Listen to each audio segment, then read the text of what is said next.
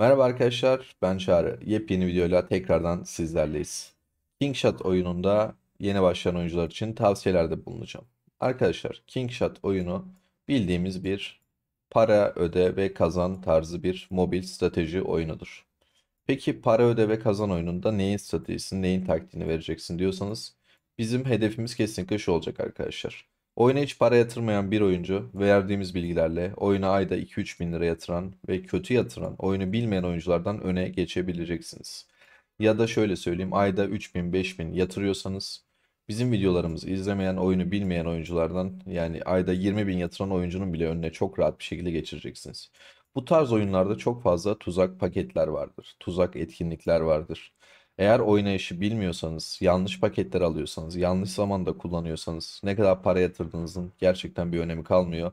Sizin onda bir miktarda daha az para yatıran bir oyuncu gelip sizi çok rahat bir şekilde geçebilir. Hem paranız boşa gitmesin hem de zamanınız boşa gitmesin diye lütfen tavsiyelere uyun. Gerçekten bu oyunu bildiğim için neredeyse 2 yıldır emek verdiğim bir oyun. Tabii Kingshot oyunu değil. Kingshot oyunu daha birkaç ay oldu çıkalı ama birebir Whitehouse Survival oyununun çakması. Tamamen aynı şirketi yapıyor zaten. O yüzden oradaki tecrübelerimi olduğu gibi size aktaracağım.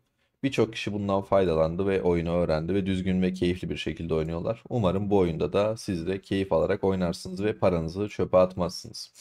Genel olarak oyunun mantığı şu arkadaşlar. Şehir merkezimiz var. Bunu maksimum 30'a kadar çıkartabiliyoruz. Yanında da işte barınaklar, yemekhane, odun fabrikası. Bunların hiçbir önemi yok arkadaşlar. Bunlar taş ocağı, demir madeni. Bunlar oyunun hikaye kısmı gibi bir şey. Bizim için en değerli olan şey şehir merkezi. Bunu hızlı bir şekilde maksimum seviyeye çıkarmamız gerekiyor. Burada da yanılmıyorsam 30. Evet, 30'dan sonra da yeni seviyeler eyaletin gününe göre açılacaktır. Burada ne olarak geliyor bilmiyorum ama Whitehouse Survival'da Ateş Kristali FC1, FC2 diye FC10'a kadar gidiyor. Burada da oyun ilerleyen zamanlarında yeni binalar açılacaktır.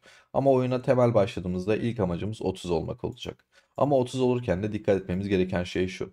Kesinlikle arkadaşlar hızlandırma paketi ya da kaynağınız biter. Kaynak paketleri satın almayın. Bakın bu oyun uzun soluklu bir oyun. İnsanlar bu tarz oyunları 6 ay, 1 yıl, 2 yıl oynuyorlar. Her şekilde siz kaynak paketi alsanız da almasanız da hızlandırma paketi alsanız da almasanız da şehir merkezi seviyeniz maksimuma ulaşacaktır zaten. Sadece 15 gün 20 gün geç kalırsınız ama zaten o oyuncular erkenden bunu 30 yaptıktan sonra bekliyorlar. Eyalete yeni bir şey gelmesini bekliyorlar. Siz yavaş yavaş yapın, paranız gitmeden onların parayla satın aldığı şeyi ücretsiz bir şekilde yapmış olursunuz. Diyelim ki para yatıracaksınız, güçlü olacaksınız, o zaman doğru paketlere yönelmeniz gerekiyor. Paketlerle alakalı bahsetmeyeceğim çünkü oyun çok karışık, kafanızı çok karıştırmayacağım. Eğer bu videoya 400 beğeni gelirse paketlerle alakalı, araştırma merkeziyle alakalı, yani buradaki ismiyle akademiyle alakalı ya da diğer tüm konularla alakalı videolar çekmeye devam edeceğim. Ha, videolar izlendikçe çekeceğim arkadaşlar. Eğer belirli bir kitleye ulaşamazsak benim için bir faydası olmayacağı için maalesef Whiteout'tan devam edeceğim. Her neyse. Bizim için birkaç tane önemli binamız var. Şehir merkezimiz ve kesinlikle asker kamplarımız arkadaşlar. Kışla, ahır ve poligonumuz değerli. Şehir merkezimiz kaç seviyede olursa bunları da o seviyeye çıkartabiliyoruz. Önemli olan askerler zaten. Şuradaki temel amacımız 10. seviyeye asker çıkarmak. O yüzden zaten şehir merkezini basıyoruz. Bunun yanında bizim için değerli olan diğer bir binamız ise akademimiz. Akademimiz 30 olursa daha fazla araştırma yapabiliyoruz. Araştırmaya da içine çok detaylı girmeyeceğim. Çünkü her biri ayrı bir video konusu. Üstünkörü bahsedip geçeceğim sadece. Gidip yan taraftaki binalara boşu boşuna kaynak, hızlandırma kesinlikle harcamayın. Hatta hızlandırmanızı ve kaynağınızı boşu boşuna hiç harcamayın arkadaşlar. Şehir merkezi sizden ne istiyorsa, mesela elçilik 24, kışla 24. Bunları basın, yükseltin, daha sonra bunu yükseltin. Mesela 14 gün süre istiyor. Bunu bastıktan sonra şu şekilde bastınız. Direkt bu şekilde benim yaptığım gibi basmayın. Şunu zaten biliyorsunuzdur. Çifte mesai kullanacaksınız. Daha sonradan gelip bunu basacaksınız. Şu an mesela ben bunu bastıktan sonra çifte mesai kullanırsam eğer hiçbir işe yaramayacak, çöpe gitmiş olacak. O yüzden herhangi bir yükseltme yapmadan önce çifte mesai kullandığınızdan emin olun. Özellikle yüksek günlü hızlandırmalarda diyeyim. Peki bunu ne zaman basacağız? Ya bunu basacaksak, hızlandıracaksak arkadaşlar, düşük yatırımlı oyuncular ya da oyuna hiç para yatırmayan oyuncular kuru kuruya güç kazanamazsınız arkadaşlar. Şu an mesela benim burada 15 milyon gücüm var. Bunun hiçbir önemi yok arkadaşlar. İnsanlarla yarışmaya, hırs yapmaya çalışmayın. Her zaman sizden daha fazla parası olan biri vardır. Bu böyle çünkü bu global bir oyun arkadaşlar. Ya onu yarışırsınız, bununla yarışırsınız. Ama sonu yok bunun. Sürekli oyun size yeni bir şey çıkaracak karşınıza. Bir şeyi maksimum seviyeye getirirsiniz. Bir ay sonra oyuna yeni bir şey gelir. O seviyenin bir üstü gelir. Sürekli sizi para yatırmaya zorlar. Bu oyunun bir tuzağı zaten. O yüzden kimseyle hırs yapmadan keyif aldığınız kadar para atın.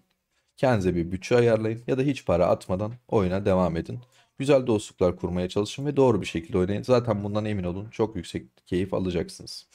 Bu arada herhangi bir metne tabi kalmadan rastgele sohbet şeyinde video çekiyorum. O yüzden bazı cümleler sıkıcı olabilir ya da sizi sıkarsa kusura bakmayın biraz hızlandırıp izleyebilirsiniz.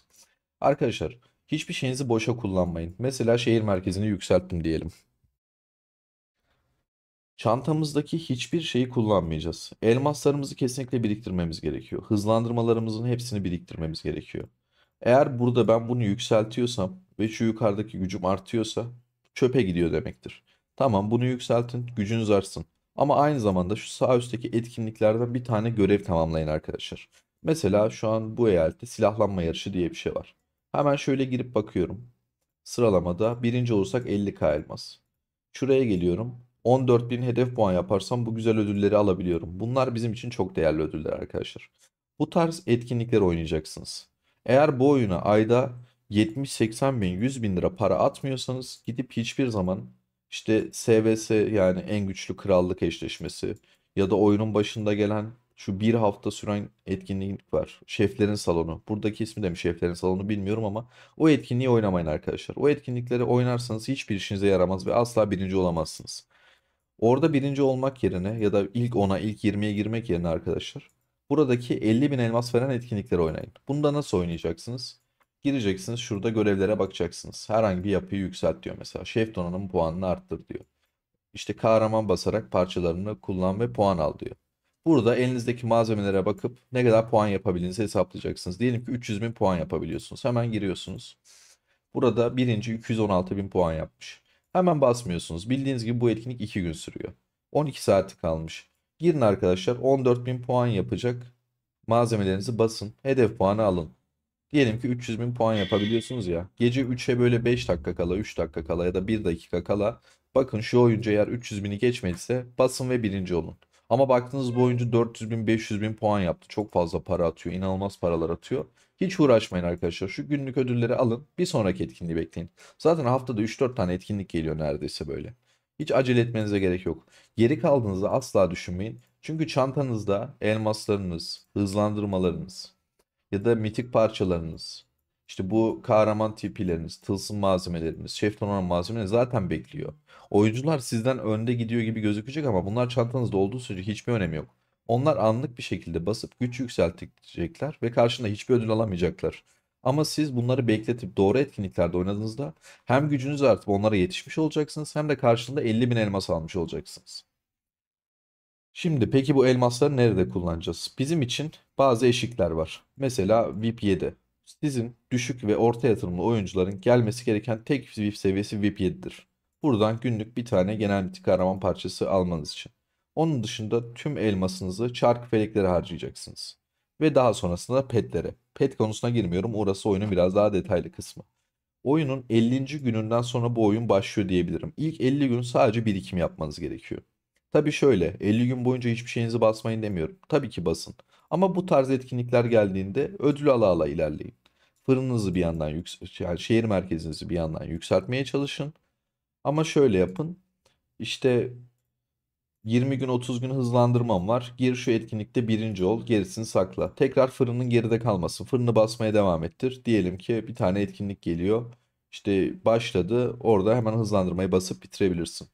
Şef donanımlarınızı basacaksınız. Arkadaşlar zaten bunlar size inanılmaz istatistikler vermiyor. %9, %12. Oyun başına çok savaş olmuyor. Oyun başındaki savaşlar sizi her zaman geriye düşürür. Asker kaybetmeyin. Gidip sağa sola saldırmayın. Bu askerler sizin için çok değerli. Oyunun başında askerleri sürekli en son seviye asker çıkarmaya çalışın ve aşağı taraftakileri asla terfi ettirmeyin. Çünkü zaten asker sayınız az. 6 intikal yani şöyle VIP'ten göstereyim. VIP 6'da açılıyor. 6. intikal. Artı bir intikal sırası. Bunu açsanız bile zaten 6 intikal full dolduracak kadar asker sayınız olmayacak. O yüzden kesinlikle gidin şey yapın. Yeni askerler çıkarmaya devam edin. En son artık şey olduktan sonra T10 asker açtınız mesela. Burada T10'a geçtikten sonra güzel bir tane etkinlik gelir. Birinci olmak isterseniz geriye döner. Bunların her birini terfi ederek T10'a ulaştırırsınız. Bu da ek olarak bilgi olsun. Peki neleri saklayacağız? Elmaslarımızı oyunun ilk 50 günü kesinlikle hiçbir yere harcamıyorsunuz. Elmaslar çok değerli arkadaşlar. 50. gününden sonra Çarkıfelek'te bu kahraman gelecek. Yani Zoe. Bu bizim oyunun 280 gün boyunca kullanacağımız bir piyade kahramandır arkadaşlar. Bu bizim için çok değerli. Yani bunun sadece balinalar için çok değeri yok. Çünkü onlar şu özel bir kahramanını alacaklar. Saldırıda bunu kullanacaklar. Savunmada ise bunu kullanacaklar. Ama biz her yerde bunu kullanacağız arkadaşlar. Zoe'yi kullanacağız. Bunu 5 yıldıza götürmeye çalışın. 50. günden sonra Çarkıfelek gelecek. Çarkıfelek'te yukarıda sandıkları olacak. 120 sandığını alın, bırakın. Yani o etkinlikte. Oradan 160 bin, 162 bin mi, 160 bin elmas kullanacaksınız. O elmasları kullandıktan sonra bırakın. 2 hafta sonra bir daha Çarkıfelek gelecek. 2 hafta sonra tekrar 160 bin elmas kullanın. Oyunda zaten dediğim şeyleri yaparsanız, biriktirerek etkinlikleri oynarsanız ve oyunda gelen diğer elmaslarla bunu zaten tamamlamanız mümkün. Biraz da para yatıyorsanız zaten çok çok rahat edeceksiniz elmas konusunda. Şimdi bunu diyelim ki 5 yıldıza götürdünüz. İkinci biriktirmeniz gereken temel şey kesinlikle bu arkadaşlar. Mitik genel kahraman parçası. Asla basmayın. Bakın sakın basmayın. Oyunun işte 50. gününden sonra burada kahraman salonu gelecek. Bu etkinlik. Bu etkinlik geldiğinde sakın şunları gidip alıp biriktirmeye çalışmayın. Bunlar Gen 1 kahramanları deniyor. İlk kahramanlar. Bakın bununkiyle bununki farklı. Buraya geldiğinizde arkadaşlar şurada 15.000 elmas harcayacaksınız. Hatta harcayayım sizin için. Hemen geleceksiniz. Bu kahraman bizim için olmazsa olmaz Marlin. Marlin'i alıyoruz. Ve Marlin'i aldığımız gibi arkadaşlar Marlin'i açabiliyoruz. Bu karakteri de oyunda 280 gün boyunca kullanacaksınız ve inanılmaz bir kahraman. Hem arenada hem savaşlarda. Sonra bu kahraman 4 yıldız yapabilmek için 475 tane genel mitik kahraman parçasına ihtiyacınız var. Onları biriktirdiğiniz için bir etkinlik geldi. Kahraman parçası bas. Bunu hem basacaksınız hem 4 yıldız olup güçlenmiş olacaksınız hem de o etkinlikten puan kazanacaksınız. Ben bu oyunu aktif bir şekilde oynuyorsam tüm kahramanları böyle mor kahramanları, mavi kahramanları 3 yıldız ya da 3,5 yıldıza falan kadar getiririm arkadaşlar. Daha sonra bunların parçalarını da biriktirmeye başlarım. Şu mor parçalar olsun. Bunların kendi parçaları oluyor bir de biliyorsunuz. Onları da mesela basmam. Kesinlikle biriktiririm. Yine bir etkinlik beklerim. O etkinlikte basarım. Bu oyun direkt biriktirme oyunu arkadaşlar. Bu tarz paketlerden uzak durun. Mesela buna verdiğiniz tüm para çöpe gidiyor. Ne kadar çok biriktirir, doğru etkinliklerde oynarsanız hem geriye düşmemiş olursunuz hem de oyuncular rastgele her şeyini kullandıkları için onlar bazı kahramanlara ve bazı ödüllere sahip olamayacaklar. Ama siz her şeye sahip olup bir de onları bir anda yakalayıp tekrardan geçmiş olacaksınız. Bu oyunda kahramanlar sizi belli bir yerden bir yere kadar taşımaya yarar. Örnek veriyorum. Dediğim gibi bu kahramanı 280 gün boyunca kullanacaksınız. Eğer bu kahramanı belli bir seviyeye yükseltemediyseniz kahramanlarınızın her biri ikişer üçer yıldızsa hesabınız çöp demektir. Yani şu kahramanla işte örnek veriyorum. Oyunun Gen 3 ne zaman geliyordu? 120. gününe kadar oynayabilirsiniz. 120. günden sonra almayıp bir sonraki gene de atlayabilirsiniz de çok kafanızı karıştırmayayım. Yeni başlayanlar için çok kafa karışıklığı olur. Hangi kahramanları sırayla almanız gerektiğine dair videolarda çekebilirim. Dediğim gibi izlenirse video. Şu an için bizim için en temel, en önemli şey bu iki kahraman. Birincisi bu. Elmasla elde edebiliyoruz. Çarkıfelek 2 haftada bir gelir. Bu kahraman da bir kere 15.000 elmas verip daha sonra biriktirdiğimiz parçaları basıp bunu 4 yıldıza doğru götürebiliriz. Bunu 4 yıldız hemen olmaz. Neredeyse oyunun 100. gününden sonra falan olur ama hiç sıkıntı değil arkadaşlar. 280 gün, 300 gün boyunca kullanacağınız için bunu kesinlikle 4 yıldız yapmaya çalışın derim. Balina oyuncular için ya da inanılmaz ayda yüksek paralar atan oyuncular var. Onlar için de çok değerli bilgiler var ama ben kendi videolarımda sadece düşük yatırımlı ya da hiç para yatırmayan oyunculara bilgiler vermeyi düşünüyorum. Eğer siz çok fazla para yatırıyorsanız ya da çok fazla para yatıran ama yanlış yatıran, bir türlü güçlenmeyen, hatalar yapan bir tanıdığınız varsa o kişiler de Instagram'dan, Discord'dan, Telegram'dan bana ulaşıp özel koçluk alabilirler. Şimdilik temel olarak vereceğim bilgiler bunlar arkadaşlar. Birikim yapın, doğru etkinliklerde oynayın ve kesinlikle doğru kahramanlar için doğru zamanda elmaslarınızı ve genel mitiklerinizi basın. Videoyu çok uzatmak istemiyorum. 15 dakika oldu. Bir sonraki videomuzda akademideki detayları, kesinlikle yapmanız gereken şeyleri anlatacağım. Burası oyunun en önemli, inanılmaz hata yapılan yerlerinden biri. Buraya çok dikkat etmeniz gerekiyor. Ekonomiye çok yönelmeyin. Büyüme oyun başında önemli. Savaşta belli başlı şeyleri yükseltmeniz gerekiyor. Hepsini eşit şekilde götürmemeniz gerekiyor. Direkt videoyu beklemek istemiyorsanız Vital Survival için çektiğim teknoloji videosunu da izleyebilirsiniz. Onun dışında kahramanlarla alakalı detaylı videolar çekeceğim. Etkinlikler çok önemli arkadaşlar. Oyundaki tüm etkinliklerle alakalı videolarım var. Oyundaki etkinliklerle alakalı gizli taktiklerimiz, stratejilerimiz var. Hepsinin videosu kanalımda mevcut. Ama orada anlamadıysanız, bu oyun içinde istiyorsanız dediğim gibi videoya yeterli beğeni gelirse ya da videonun altına şu etkinlikle alakalı bir video atabilir misin derseniz, hatta sizin hesaplarınızı da kullanabilirim. Bana Instagram'dan ulaşabilirsiniz. Hep birlikte yani King Shot videoları da çekmeye başlayabiliriz.